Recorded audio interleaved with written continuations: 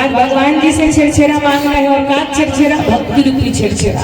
तो चलो हम सब दोनों हाथ भर करके चलो मैया जरा सबके हाथ भरो मैया। हाँ, और जब हम पीछू बैठे चौरम बैठे हमारे माता रानी मन से, कुर्सी बैठे आदरणीय भैया मन से, आप सबसे मुरने वाला जाल लागत का नहीं लागत ना, तो बड़े जोरदार ताली के साथ सब लोग भजन में आनंद लेते गा। और गाना का उड़ी जाए